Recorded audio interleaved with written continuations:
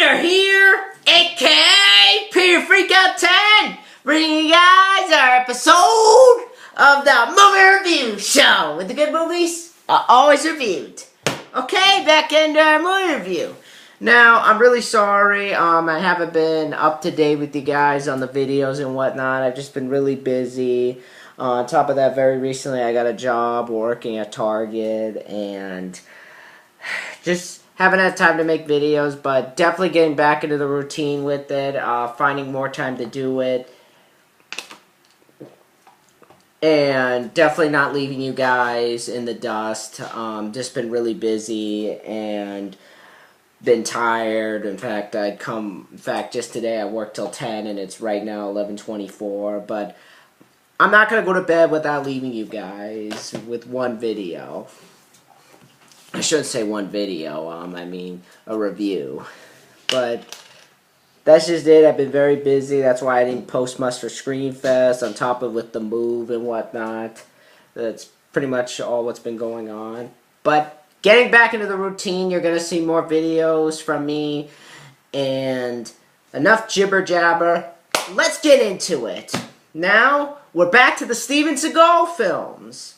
And just a quick refresher, I reviewed his other two films, and for those wondering, I talked about Above the Law. This was a film made back in 1988, directed by Andrew Davies. And I thought this was a great debut. Definitely a great start for Seagal. I thought he did a really good job with the character of Nico Tostani. It has a great view of, like, corruption in the police department. The action scenes are really well done. It's not as bloody as especially today's film, but I still thought it was a really good film. There's definitely some brutal fight scenes, good action. I will say the only problem I had with it, though, was the fact that it focused a little too much on the topic at hand, and on top of that, the film really slowed down because of it, and felt like at times that it focused way too much on the topic, and it just got boring.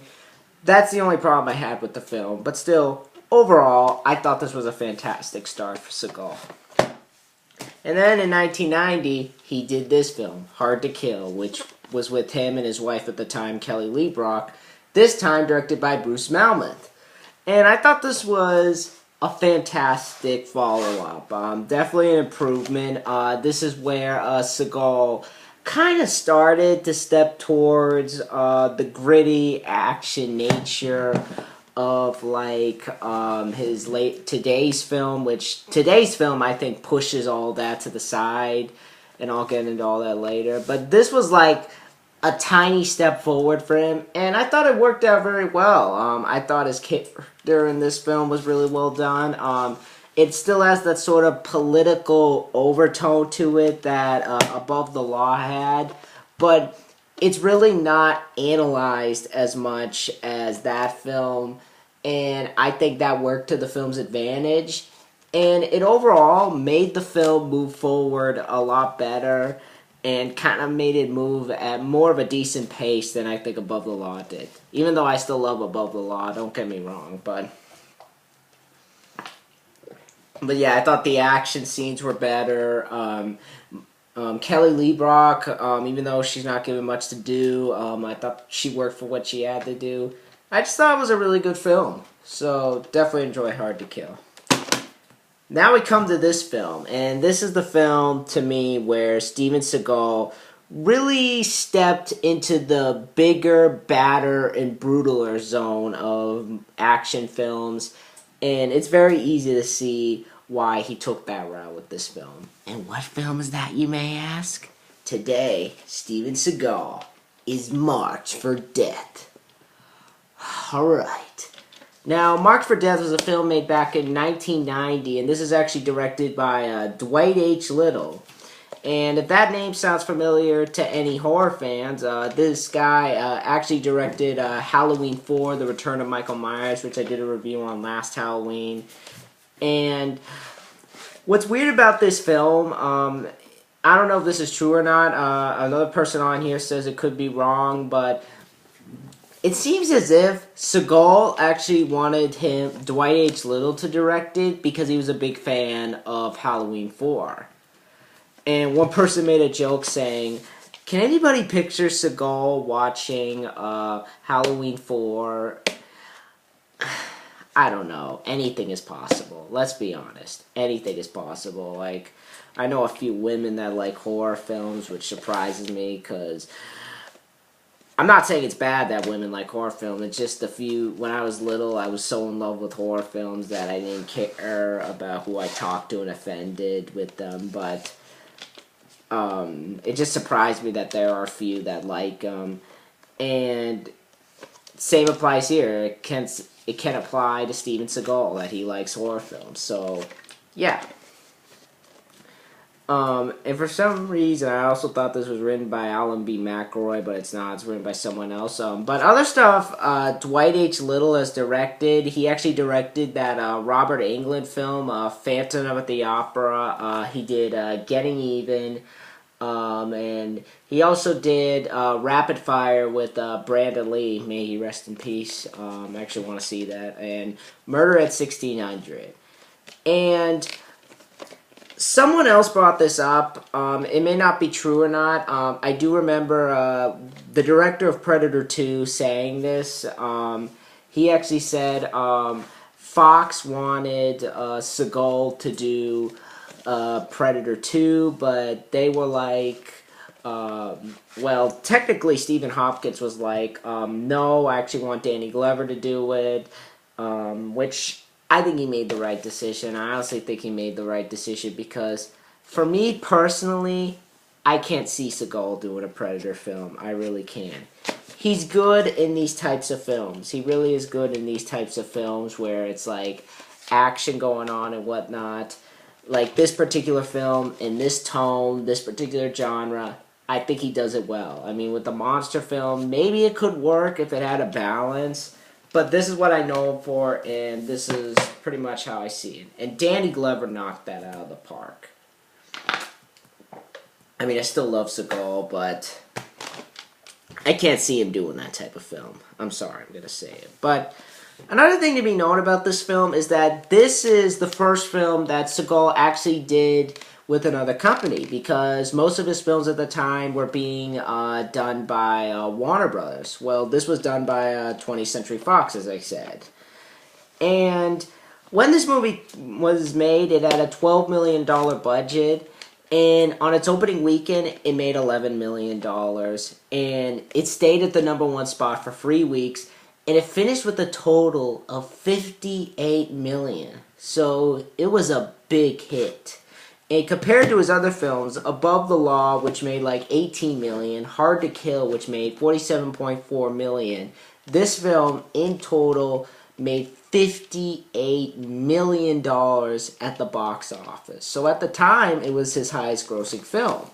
And compared to Van Damme, who he was in a rivalry with, even though Bloodsport came first, Above the Law came afterwards, but Cyborg made like 9.5 to 10.2 million at the box office. Kickboxer made 50 million worldwide, and Death Warrant made like 46.7 million.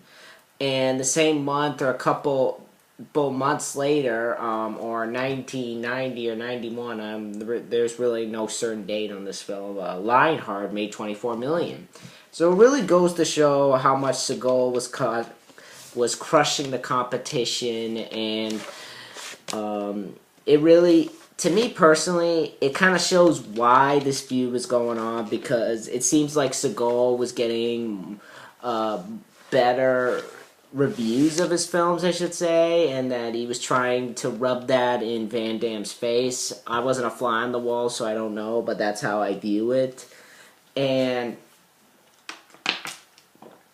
pretty much since then, because of that whole thing, he's been trying to show how he's pretty much the bigger guy on campus and really trying to show Van Damme, this is my town and whatnot.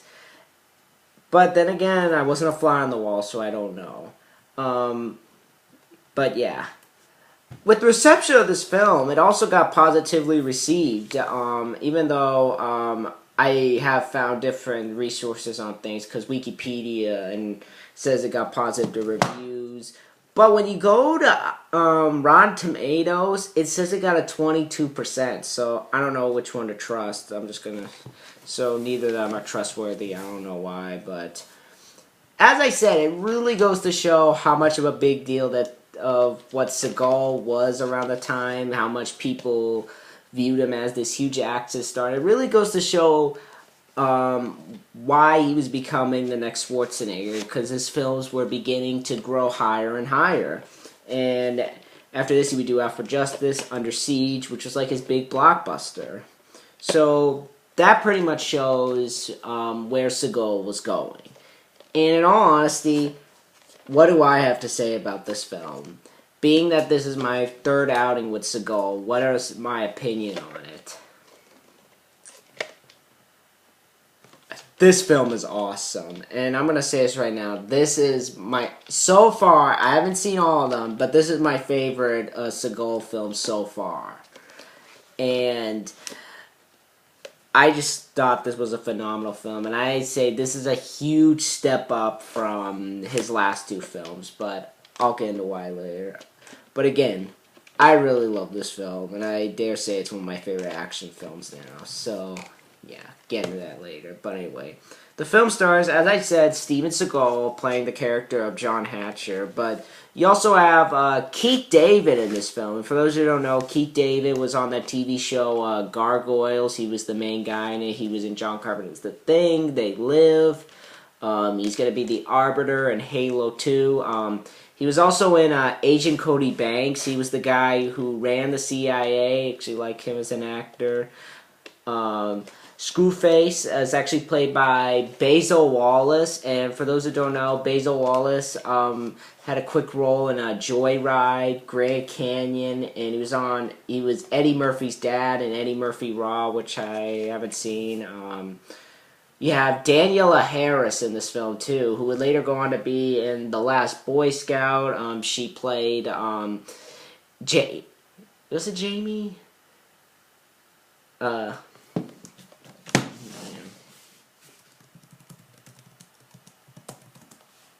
Yeah, I haven't seen Halloween 4. Yeah, Jamie Lloyd. Jamie Lloyd. I don't know how I forgot that, but yeah. She was also on TV's The Wild Thornberrys. She had a quick role in Daylight. You also have Elizabeth Grayson in this film. She was in Three for the Road and The Death of the Incredible Hulk, as well as The Expert. Tom Wright from Barbershop. Murder at the 1600. He also had a quick role in Creepshow 2 and Tales from the Hood. You also had Kevin Dunn in this film, who played Hicks in Godzilla. He was Missy's original owner in Beethoven's Second, and Horror Fan 34. He was actually in Small Soldiers. So yeah, of course you know that because I know how much you like that film. He was also in Snake Eyes with Nicolas Cage and Chain Reaction. But yeah, I love this movie. I definitely love this film. And definitely easy to see why this film was a big hit, because I really enjoyed this film, and I'll get into why I absolutely love this film later. But anyway, the basic plot of the film is basically this. We meet John Hatcher, who is a DEA agent living in Chicago, and at the beginning of the film, we see him in Colombia taking part in this deal with his friend Chico. However, the deal goes wrong, and his friend Chico ends up getting shot to bits. And before that, he actually had Danny Trejo in the scene, who he was arresting. Danny Trejo in an early role. I thought that was actually pretty funny. But anyway, he goes home and he's guilt-ridden over the fact that he failed to protect his partner, and he decides to retire from the DEA and spend more time with his family. His sister Melissa, played by Elizabeth Grayson, Tracy, played by Daniela Harris, who's like her daughter, and he also hangs out with his war buddy, Max, played by Keith David. And pretty much everything seems to be going well, but around the same time, there's like these Jamaicans that are selling drugs around this area, and they're led by this guy named Screwface, played by Basil Wallace. And at the moment, he's making this deal with this other gang so they can expand their deals. However, the guy he's making the deal with is kind of like, he's really kind of like in the middle about this. However, we learn that he's talking to this other woman and like saying, I don't know what he actually does. I don't know if she put a curse on him or whatnot. But it's a really confusing scene. I couldn't understand what was going on. Then again, I'm not into the whole voodoo ritual kind of thing. Hold on one second, let me fix that. Sorry about that, guys, but got something on the thing there. But yeah, pretty much he finds out that he's going behind their back and actually tries to get the guy killed, and he succeeds in that. However, the shootout just happens to be at a bar where Seagal and Max, or John, I should say, are having a drink. And pretty much he gets one of their goons arrested. And pretty much they find out about him, and pretty much they attempt to kill him and his family. So pretty much nobody gets killed, but Tracy gets wounded, and pretty much she's now in the hospital, and John decides that he's going to do nothing but face the fact that he needs to get revenge and go back into the DEA. And the only way to get rid of the posse from Chicago is to kill Screwface and pretty much stay off the marked of death list. That's pretty much what he needs to do.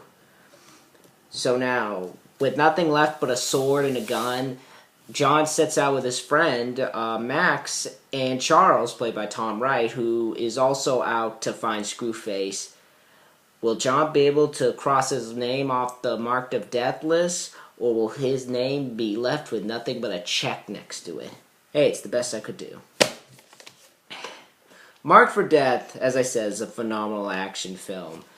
And I know I said that I love Seagal's past two films, but I feel this film continues to extend upon what made Seagal so memorable to me in the first place, and it also extends upon what Seagal has accomplished in his last two films, and adds some new things to the mix and to the Seagal formula. Starting with the story of the film itself, it may seem like a typical Seagal film, and for the most part you'd be true.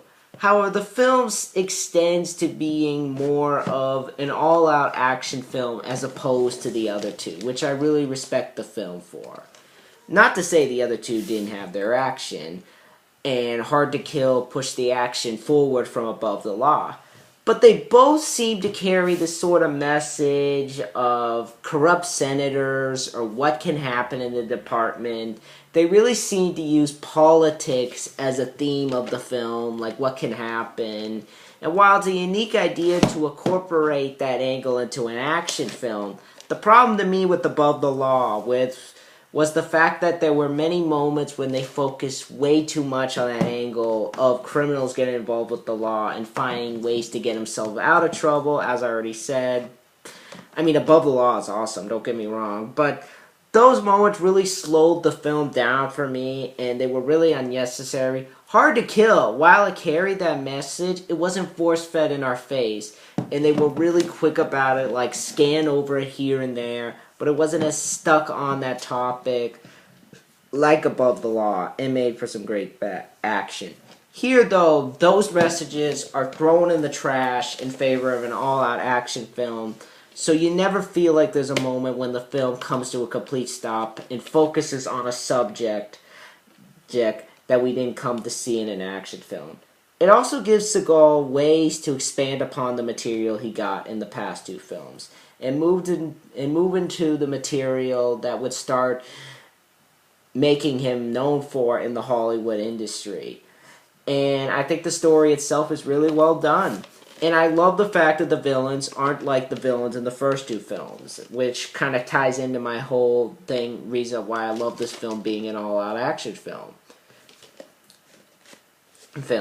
They're more in tune with action movie villains from like around the time of films like Die Hard or I'd say Last Boy Scout, but or Rapid Fire for that matter. And they're more in tune with my kind of style, how I love my action films, and I think this film displays it perfectly.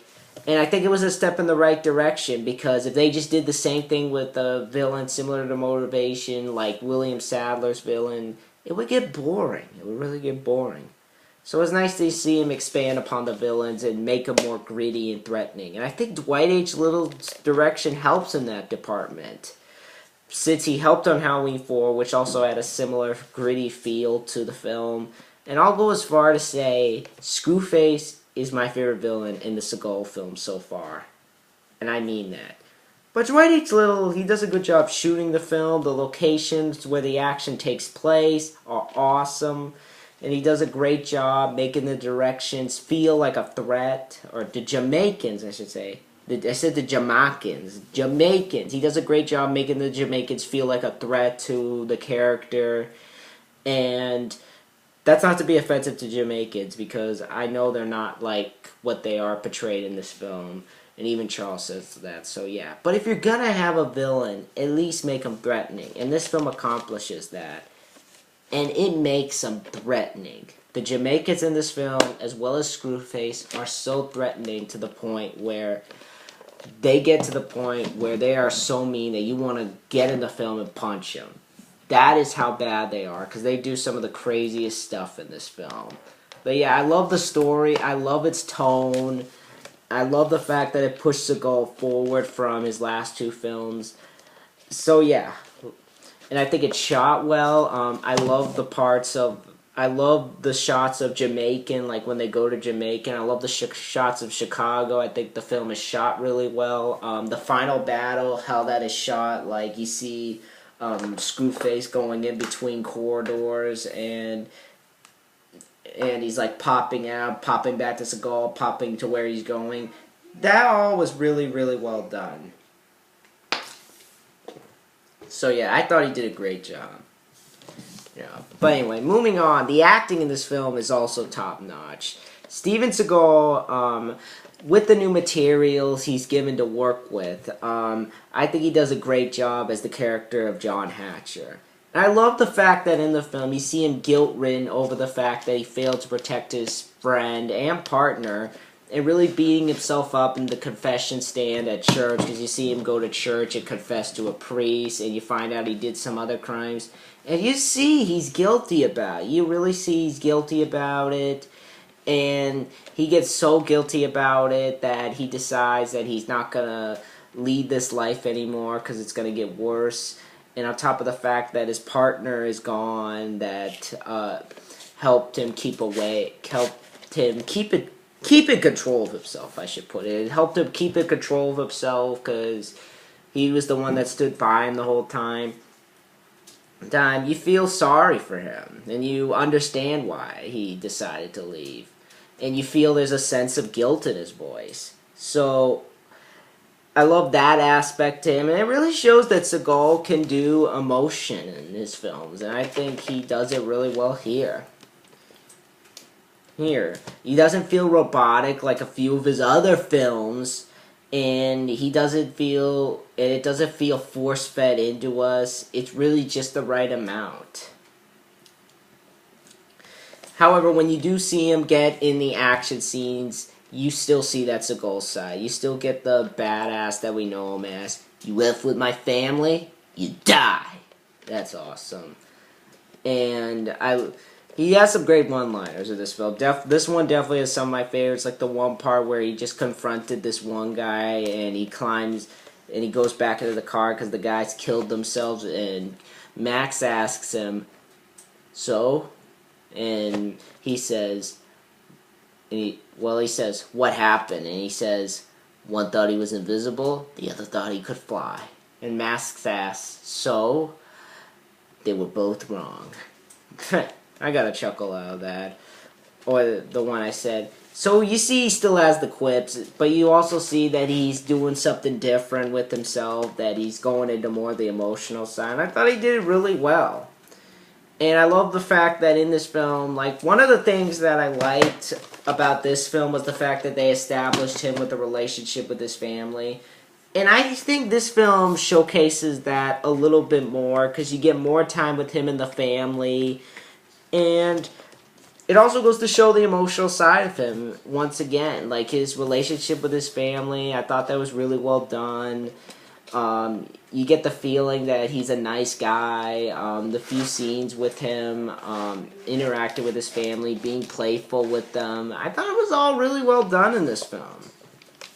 So overall, he does a good job. His partner Max, played by Keith David, who I've always liked as an actor, and I do feel he's a little bit underrated because the few that I've talked to don't know him, but the few that do know him only know him for his voice work. But here I thought he does a great job, and I have to be honest, he's my favorite sidekick so far of all the Seagal films because while the character is something we've seen a million times, let's be honest, the character is something that we've seen a million times.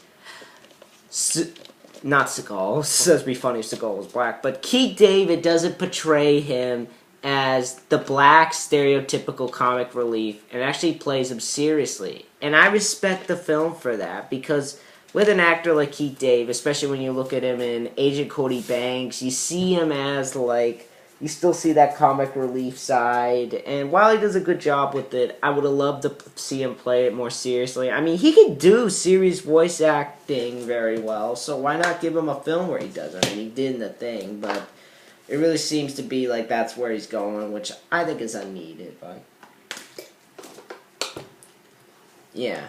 But I thought he did really well, and at times, though, I do have to say that if he did that, it would have been embarrassing, and it was nice to see him incorporated less as a comic relief and more as a guy who's understanding towards him, because you find out that his son was killed, and you find out that the Jamaicans had something to do with it, and pretty much that results in him joining him, and he does his role pretty well. I love the part where he goes into like the mall when they're having that fight and he actually hits a guy trying to get up with the butt of his gun. That scene was awesome. And all in all, he did a great job. I like the fact that he's actually a friend to him. He's never mad at him. He's always understanding to him. And I just thought he did it really well. And he survived. So whoopee. But yeah. And of course, you have to talk about Screwface, played by Basil Wallace, because Basil Wallace plays him so friggin' insane in this film that it is just insane how well he puts himself in this role. It really gives this attitude to the character so friggin' well. He is creepy, he's intimidating, and he does some of the most messed up things ever. Like there's one part where like that woman who I was telling you about, he cuts her open. He literally kills her, you know what I mean? You get the idea, he cut her open, and even though you don't see it, you still get that rush of, ugh. And he even tries to kill the sister. He tries to go back there and kill the sister, which I thought was also disturbing. So, really disturbing imagery, and some of the stuff he says is freaky. I want you to meet my sister. God is on fire. But yeah, he has some creepy lines. And even the eyes he has are freaky. And you also see him with these warts on his face. That's him back there, for those who are wondering if the camera can focus. Get some light over there. Sorry about that, guys. Yeah, there he is. But he does it really well. Definitely has some creepy. The dreads on him, I also thought was really well done.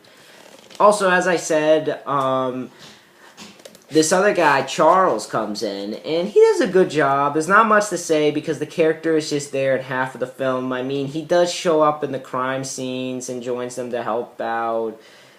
But for what he had to do, I thought he did well. But overall, the acting is well done. The few that are not in the film that much also do a really well done job. And remember how I said this film takes Seagal to the next level in terms of acting? Well, this film also takes it to the next level in the action scenes, because this film is leaps and bounds more violent than the previous two, even though those two were violent in their own right. But this film takes that to a whole new other level. In fact, it is so violent that the National Coalition on TV Violence named this the most violent movie of 1990, or one of the most violent films of 1990. And you know your film's violence gone off the violence scale when the National Coalition of TV named this one of the most violent films. And they'd be right. And it gets moving right off the bat. It really gets moving right off the bat because while the other films really took their time and defining who Seagal's character is and what he's doing, what his motivation is, and his character's backgrounds. This one, you get an idea about what his character is. It's quick, it's easy, and then it's time for action. And the action in the film is top-notch. You have great practical fighting done by Seagal himself, and there's more of a sense of brutality to the fights. Like, there's a lot of, it's definitely more, you feel it a lot more in this film. It's definitely more painful in a lot of scenes. And it actually looks like Seagal is doing his fighting and stunts, which he needs to do more often. And I dare say, this is some of the best fights that I've seen from him so far. And he himself says so too. So when Seagal says so himself, you know it's a good film. Not lately, but yeah, it's action-packed with violence that's both brutal and awesome to watch. Really well-filmed action scene and good swordplay towards the end. And I think this film is more beautiful to watch than... Well, I should say more beautiful. I meant more brutal. Sorry about that, but mincing my words. But I think this film was more brutal, but the MPAA cut it and pretty much...